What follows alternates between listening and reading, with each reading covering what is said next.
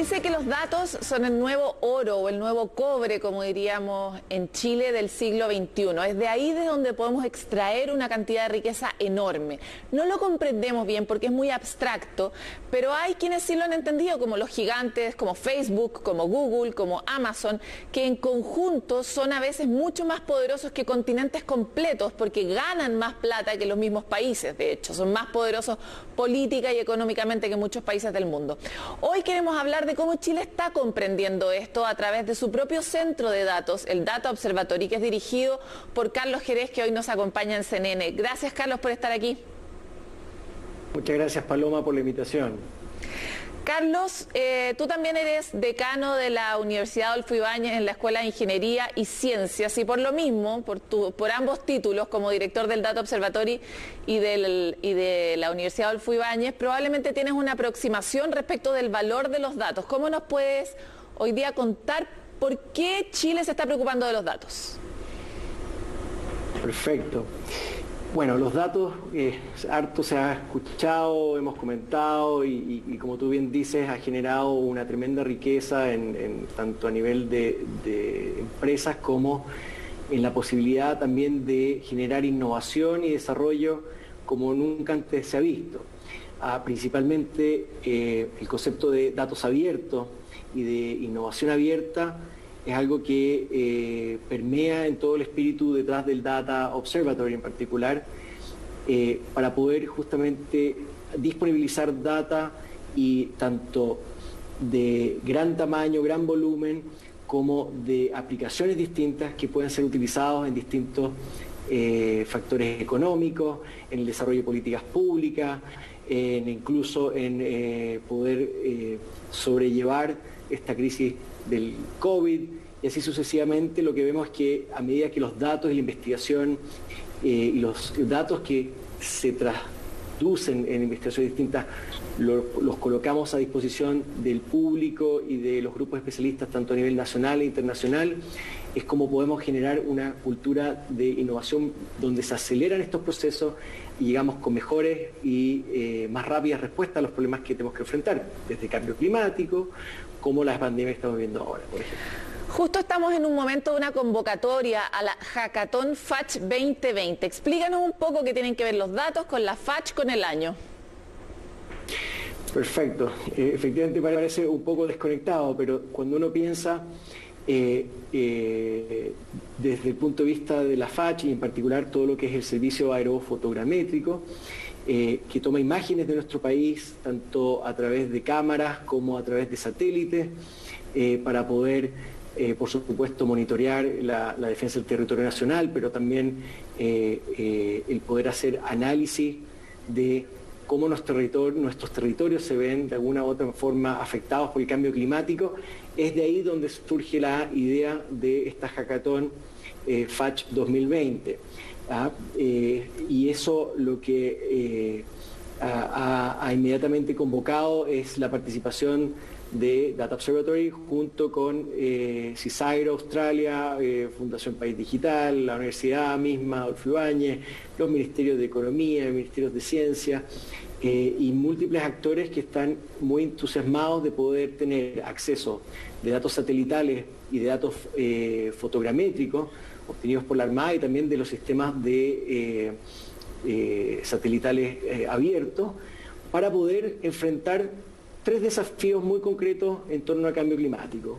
Uno, que son los incendios en la zona de los alrededores de Valparaíso, para poder detectar cómo los incendios afectan la vegetación circundante, cómo es posible desarrollar herramientas y metodologías para poder justamente recuperar esa vegetación y evitar los efectos dañinos de esos incendios, y otra serie de preguntas más.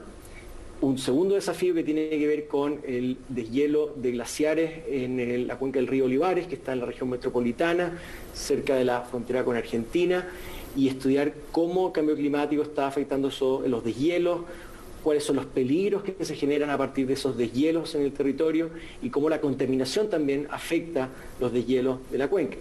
Y un tercer desafío que tiene que ver con el humedal del Yali, también en la quinta región, hacia el sur, cerca de la costa, en donde el 27F modificó mucho del territorio de este humedal y afectó de alguna u otra forma los ecosistemas que viven. Entonces la pregunta es cómo, utilizando imágenes satelitales junto con inteligencia artificial, podemos abordar estos tres desafíos y tratar de responder a las distintas preguntas que hemos planteado en esta hackathon.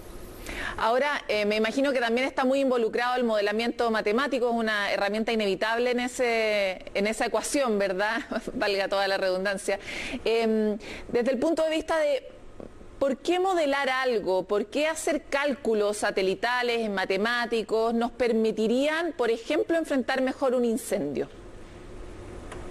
Excelente pregunta. A ver, por una parte, las matemáticas son un lenguaje para poder hacer abstracción de ciertas realidades que observamos que pueden ser muy complejas. Y gracias a esos modelos nosotros podemos establecer hipótesis y ver si son correctas o no, a través justamente de los datos y de los experimentos que esas matemáticas o esos modelos puedan dilucidar. Por una parte, los datos que obtenemos de estas imágenes nos sirven de insumo para poder tratar de predecir cómo se van a comportar los incendios en función de variables de viento, por ejemplo, temperatura, humedad presente en cada momento y poder determinar factores de riesgo a los cuales podamos prescribir recetas, entre comillas, es decir, acciones concretas en esos territorios para poder minimizar esos riesgos. Entonces, por una parte, el modelo o los modelos conllevan a ciertas predicciones que uno puede ir validando, pero